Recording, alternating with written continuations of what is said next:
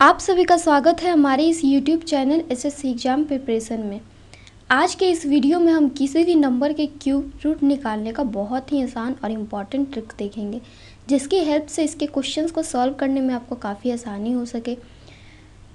तो अगर आपको हमारी ये वीडियो पसंद आए तो हमारे वीडियो को लाइक करें, चैनल को सब्सक्राइब करें। जैसा कि आपको दिख ही रहा होगा कि हमारे स्क्रीन पर 5 डिजिट का एक नंबर आ रहा है 50653। 5 डिजिट का ये आपका एक नंबर है 50653। तो हमसे पूछ रहा है कि इसका क्यूब रूट क्या होगा। तो बहुत सारे लोग होते हैं जिसको क्यूब रूट निकालने का फैक्टोरियल मेथड देखेंगे।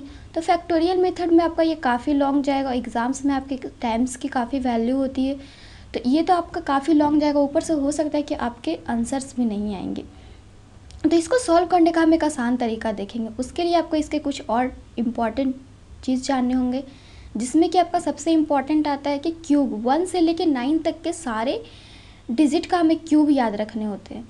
तो 1 का क्यूब होता है 1, 2 का 8, 3 का 27, 4 का 64, 5 का 125, 6 का 216, 7 का 343, 8 का 512, 9 का 729। उसके बाद आपको सबसे इम्पॉर्टेंट इसमें क्या होता है, तो यूनिट डिजिट। जैसे 1 का 1 यूनिट डिजिट है, 2 का ये है, उसी तरह से आपको ये सारे यूनिट डिजिट याद रखने होंगे। 3 का 7, 4 का 4, 5 का 5, 6 का 6, 7 के 3, 8 का 2 एंड 9 के 9। ये सारे यूनिट डिजिट याद रखने। तो ये सारे यूनिट डिजिट का याद रखने के आपके ट्रिक्स होते हैं। वो ट्रिक क्या होते हैं, तो हमें 3-4 कुछ ऐसे आते हैं जिसके कि यूनिट डिजिट उसी डिजिट का क्यूब जो होता है उसका यूनिट डिजिट भी इक्वल ही होता है। जैसे 1 का अगर कोई भी आपका क्यूब आए, क्यूब रूट आए, उसके लास्ट में 1 हो, तो आपको समझना होगा कि उसके क्यूब रूट में भी आपके लास्ट में 1 ही होगा। 1 का 1 होता है। उसी तरह से आपके 4 का 4 ही होता है, 5 का 5, 6 का 6, 9 का 9।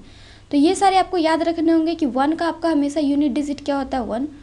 उसी तरह 4, उसी तरह से आपका क्या आएगा, तो 4, फिर आएगा 5, फिर क्या आएगा, तो 5, फिर 6, फिर 9। ये सारे आपके ऐसे वर्ड्स है जिसके कि क्यूब के भी आपके यूनिट डिजिट सेम ही होते हैं।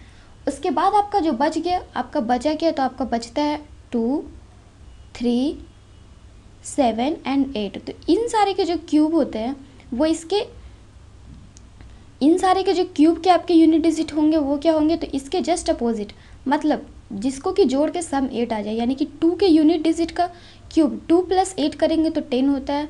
3 के यूनिट डिजिट का क्यूब क्या होगा, तो 3 + 7 करते हैं तो 10, 7 का 3, 8 का 2। या फिर आप ऐसे भी याद रख सकते हैं कि 2 का जो होता है 2 एंड 8 एक दूसरे से अल्टरनेट करते हैं, 3 एंड 7 एक दूसरे से अल्टरनेट कर सकते हैं, या फिर उनके यूनिट डिजिट, उनके जो नंबर्स होते हैं वो सेम उनका सम 10 होता है। जैसे 2 का जब भी आपको क्यूब रूट में आ जाए 8, तो उसका आपको हमेशा याद रखना है, सॉरी, जब भी आपका क्यूब में आ जाए 8 तो आपको हमेशा याद रखना है कि उसके क्यूब रूट के लास्ट डिजिट 2 ही होगा।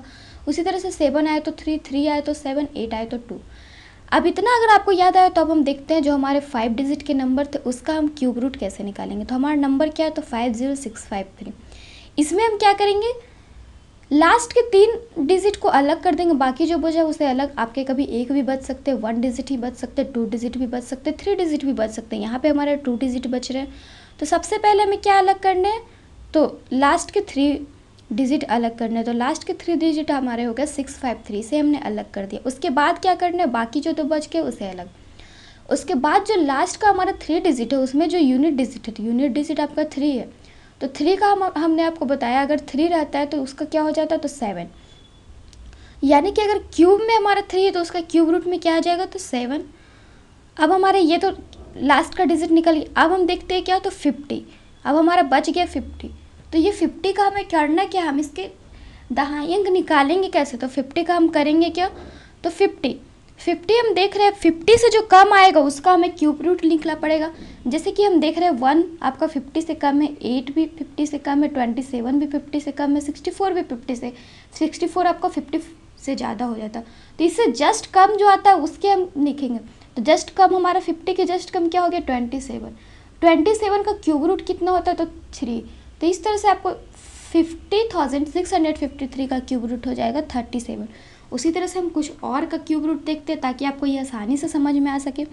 नेक्स्ट हम देख रहे हैं क्यूब रूट किसका, तो 1, 5, 6, 2, 5। इसके आपके क्यूब रूट्स में भी आपको याद होंगे, बिकॉज ये आपके एग्जाम्स में इसके क्यूब रूट से रिलेटेड बहुत सारे क्वेश्चंस पूछते हैं।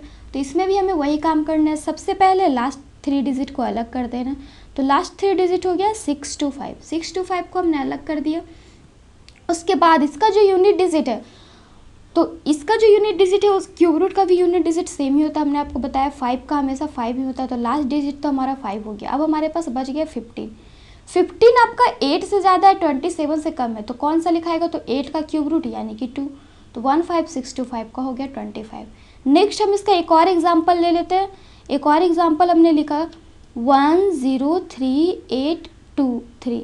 इसमें भी हमें वही काम करने, इसके लास्ट के 3 डिजिट को अलग करने हैं। तो लास्ट के 3 डिजिट हो गया 823।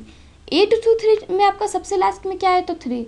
3 किसका अपोजिट होता है? तो 3 का क्यूब, 3 जिसका क्यूब होता है उसका क्यूब रूट कितना होता है? तो 7। तो 7 हो गया।